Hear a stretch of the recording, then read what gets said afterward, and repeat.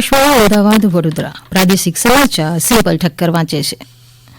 કચ્છના ધોરડોની બેસ્ટ વિલેજની ગુજરાતની ઝાંખીને પ્રજાસત્તાક પર્વની પરેડમાં પીપલ્સ ચોઇસમાં પ્રથમ સ્થાન જ્યારે જસીસ ચોઇસમાં દ્વિતીય સ્થાન મેળવ્યું છે. ઉલ્લેખનીય છે કે WNTWOના યાદીમાં સામેલ થયેલો ધોરડો અને તેની કચ્છી કલા સંસ્કૃતિ, સરહદી પ્રવાસન, રણોત્સવ, આર્થિક નિર્ભરતા, યુનેસ્કોમાં ICHનો દરજ્જો પ્રાપ્ત કરી ચૂકેલા ગરબા અને પરંપરાગત કચ્છી ગીત રાણો ચિંધો રાજ મેઘો સહિતના આકર્ષણોએ લોકોમાં ભારે આકર્ષણ જમાવ્યું હતું.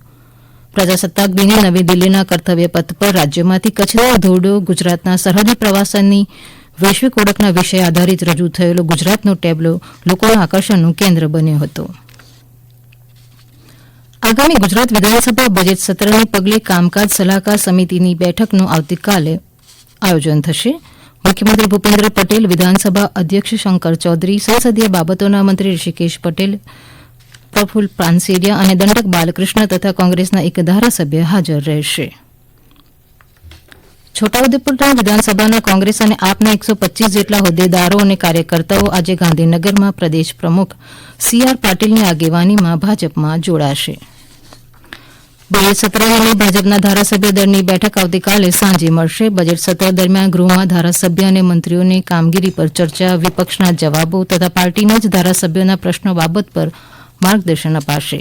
ભાજપના ધારાસભ્યોની બેઠકમાં મુખ્યમંત્રી ભૂપેન્દ્ર પટેલ, પ્રદેશ પ્રમુખ CR પાટીલ, સંગઠન મંત્રી અને મહામંત્રી પણ હાજર રહેશે. આણંદ જિલ્લાના વિકસિત ભારત સંકલ્પ યાત્રાના 50 દિવસમાં 351 ગ્રામ પંચાયતો ખાતે યોજાયેલા કાર્યક્રમોમાં 1,71,000થી વધુ લોકો સહભાગી બન્યા છે.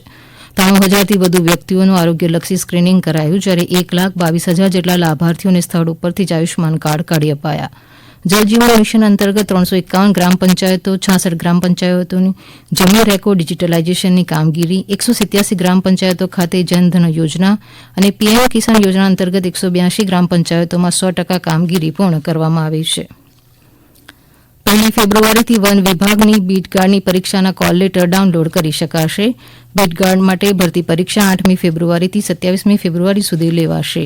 આ બીટગાર્ડની 4 લાખ કરતાં વધુ ઉમેદવારો ભરતી પરીક્ષા આપશે. માર્ચ માસના દર રવિવારે પ્લાનિંગ આસિસ્ટન્ટ સર્વેયરની જગ્યાઓ ભરવા પરીક્ષાનું આયોજન કરાશે. એપ્રિલથી જુનિયર ક્લાર્કની પરીક્ષાઓ લેવામાં આવશે. આજે ગૌરી નિર્વાણ દિને રાજ્યમાં શહીદ સ્મૃતિ દિવસ તરીકે ઉજવી રહ્યા છે. આ દિવસે દેશ માટે પ્રાણ ન્યોછાવર કરનાર શહીદોને શ્રદ્ધાંજલિ આપવામાં આવે છે.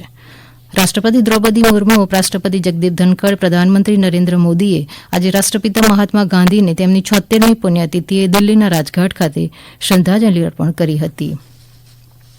મુખ્યમંત્રી ભૂપેન્દ્ર પટેલે એક સોશિયલ મીડિયા સંદેશમાં ગાંધીજીને શ્રદ્ધાંજલિ આપતા જણાવ્યું કે પૂજ્ય બાપુનું ઉચ્ચ માનવીય મૂલ્યોથી પરિપૂર્ણ જીવન, સત્ય અને અહિંસાનો સંદેશ તેમજ જીવન ઘડતર અંગેના તેમના વિચારો માનવજાતને સાચો પથ બતાવતી દીવાદાંડી સમાન છે.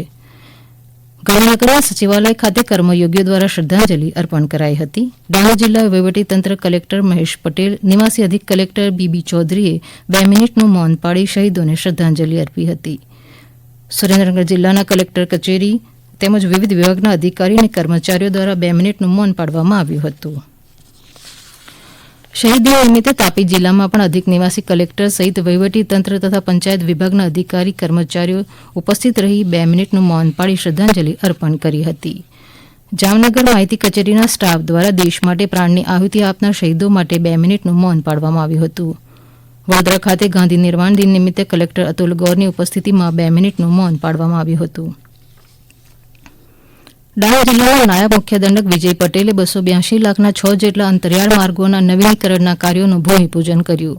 આ પ્રસંગે તેમણે જણાવ્યું હતું કે આદિવાસી વિસ્તારમાં રહેતા આદિજાતિ પરિવારો સુખી, શિક્ષિત, સ્વસ્થ અને આર્થિક રીતે સમૃદ્ધ બને, તેમના ઘર આંગણે જ સુવિધાઓ ઉપલબ્ધ થાય અને વિકાસને ગતિ મળી રહે તે માટે માર્ગોના વિકાસ ઉપર ધ્યાન કેન્દ્રિત કરાયું છે.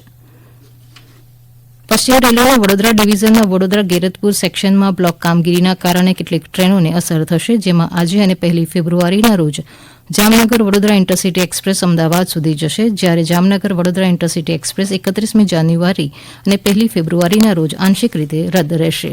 વધુ માહિતી માટે રેલવેની વેબસાઇટની મુલાકાત લેવી.